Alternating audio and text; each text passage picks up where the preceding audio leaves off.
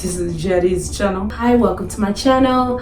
Sorry I have not given an update in so long.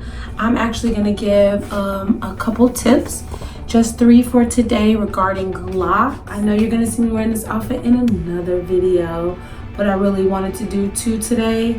I'm actually gonna get ready to do another head wraps video, but I wanted to do a quick video about LOCs. I know I've been getting so many questions with maintenance and how to maintain them. And I just wanted to talk about some of the most important things. You're beginning to get your LOCs for the first time, and it's even something to consider after you've already gotten them. And the thing you want to keep in mind is size. When you start from scratch, you really don't know what size you're going to get. And you always want to take in consideration your parts, because, you know, look at my parts here. My parts are random, but you can kind of see my size for my part. And you always want to take in consideration of maintenance when you choose your size, because you have to go to a salon. And a lot of people get this idea that LOCs they don't require any maintenance, they don't require any work, they're easy. Like, yeah, you can freeform, but most people aren't willing to have the courage to freeform. And so you have to keep in mind, if you're gonna freeform, what that requires. And if you know you're somebody that you know, like me, a little, finicky. I'm a little bit of a neat freak. Some people say I'm OCD, whatever. I need my LOCs to be kind of neat, to have the self-esteem to wear them. And so considering that's the case for me, I know myself, I know that I'm gonna need them to be maintained. Like and subscribe. I definitely didn't go with sister LOCs. I'm not gonna lie, those are like the most beautiful LOCs to me. And I got this idea from a person who has sister LOCs and later on got a lot of her LOCs combined to make her LOCs fuller, but regretted not deciding on the right size in the beginning, because she didn't get, her parts wasn't great. And also I think a lot of people don't take in consideration of parting. Like for me, yeah, I have random parts, but I prefer my parts to be neat because I do want my LOCs to be kind of neat. And also when you're parting and you're doing all those designs and patterns, sometimes they just look more beautiful when your parts are lined up, just like if you have some braids or you want your parts to be nice. So definitely take in consideration of your parts. If you're somebody who wants a lot of styles, take in consideration that your part options. There are various options you can use for parting: diamonds, square, just different sizes. And so I want you to take that in consideration. Also, a lot of people have this idea that we can't all touch up our LOCs frequently, or if you touch up your LOCs too much, it's gonna thin. And take it from me, I had a problem with that. You can kind of tell around my edges that my LOCs are, I pretty much got sister LOCs. Not there, but like here, I pretty much got sister LOCs in the back. But you can see how my LOCs are now. Like overall, they're all really thick. But I was having other people maintain my LOCs for me, and they were getting thin, and I was getting my hair touched up only once a month. But granted, keep this in mind, when I was in Kenya, I got my LOCs touched up every 2 weeks because my hair grows so fast. So when I got back to the States, it was hard for me to find someone to do my hair.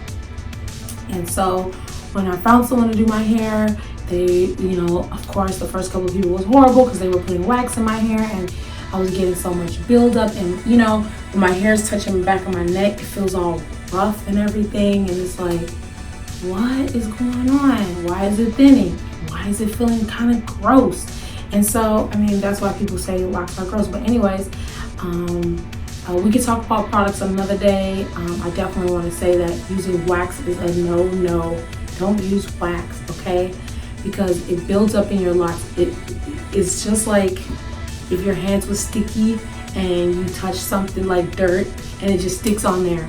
And think about it, you're going on day after day like that. You're not washing LOCs every single day, and the wax, it binds the filth into your LOCs. That's why a lot of people do the ACV soaps to get to release all of the filth within your LOCs. So it's important to be careful what you're using in your hair, because it can build up the gunk and all that stuff. It's hard to get out. And if your locks is completely built from gunk, you know, and you try to get it out, like honestly, in my mind, I feel like your locks could possibly dissolve. And let me make that point. Like I have done some construction on my locks. If you watch my black rice water rinse, I basically reconstructed this side. What did I do that with? Use this, voila, voila. This is a needle. No, this one's getting beat up. But anyways, that's because some of my locks have gotten hard and hard thin. We'll talk about that later. But anyways, this tool is what I use to reconstruct my locks. A lot of people, you really should not try to do that at home. You probably need a professional. I used to know how to braid, and I really like craftsy, and I'm really good with hair, and I really just have a knack for doing hair, because I've actually had to repart my entire head, because even though my locks was random, she didn't even make my parts where you could see any of the scalp at all. My locks was just intertwining.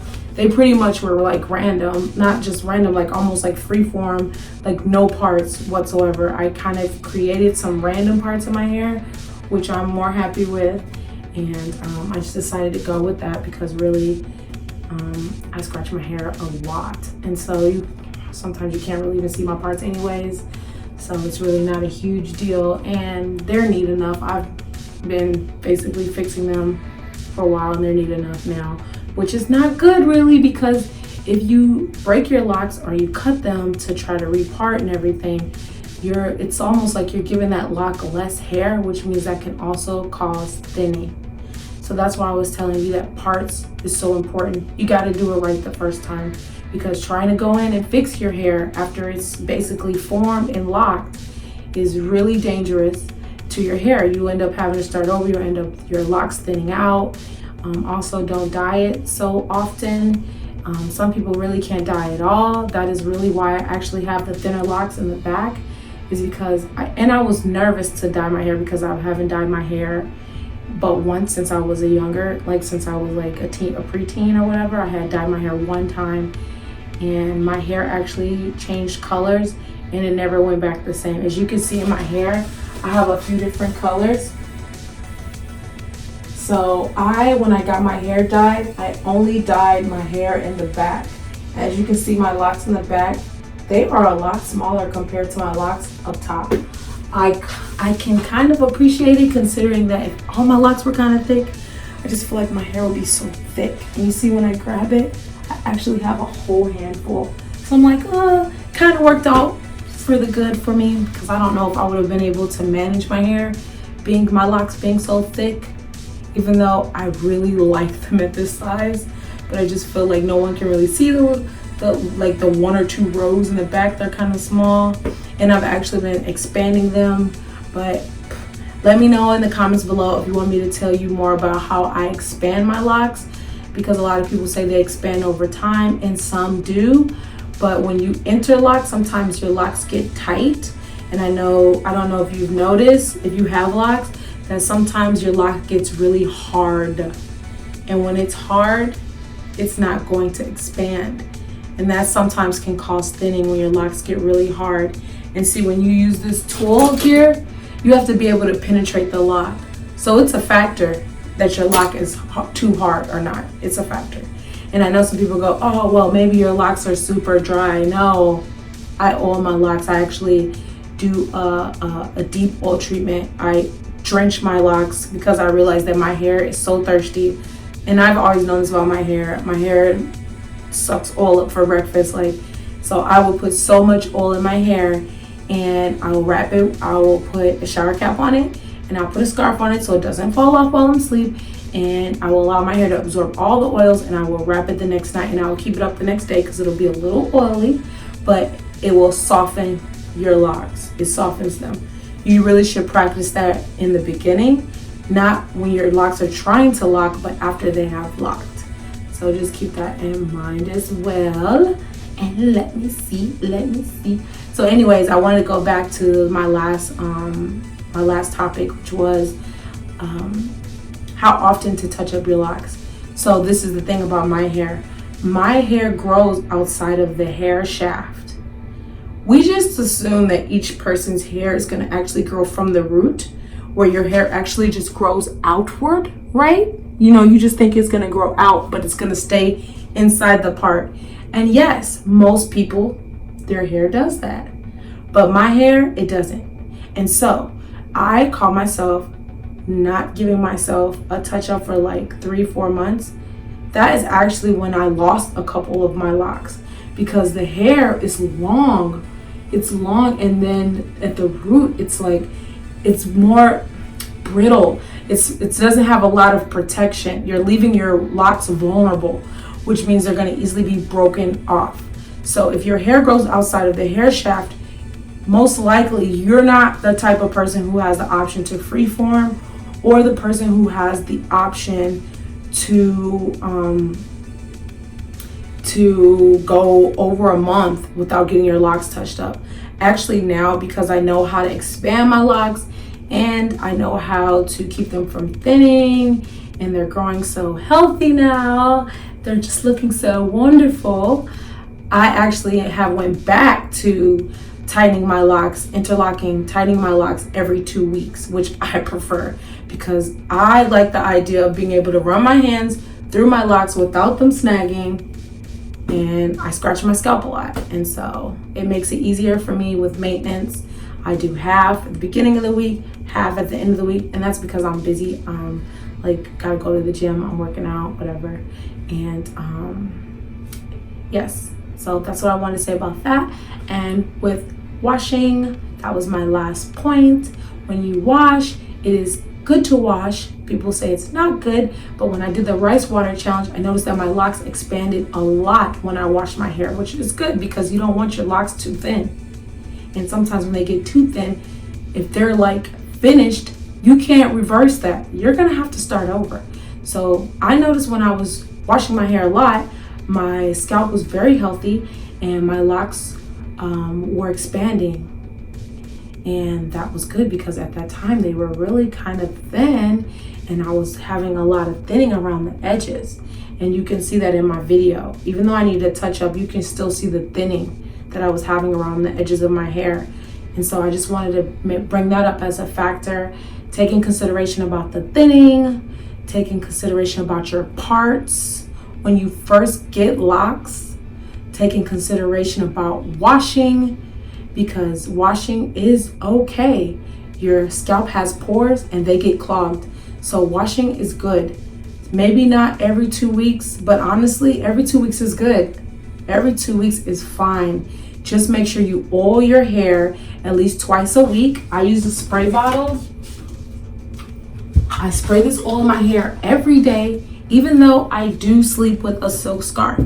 I know Charmeuse silk is hard to find, so honestly, I recommend polyester.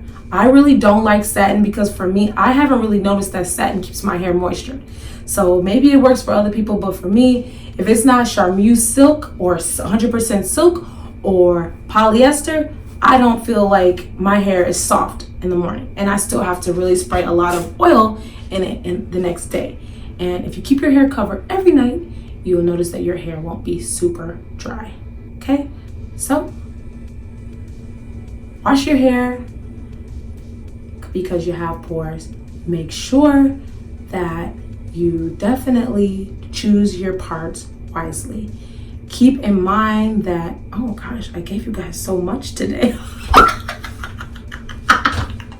Doing the most, okay?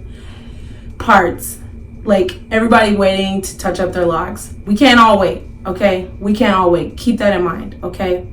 So anyways, I'm done. Let me know if there's something else you want me to talk about. I've already talked too much. I was only gonna give 3 points. I probably gave 5 or 6. Look, it's just things we need to know. I hate to see someone grow their locks out for so much time and then chop them off because they did not have the right advice.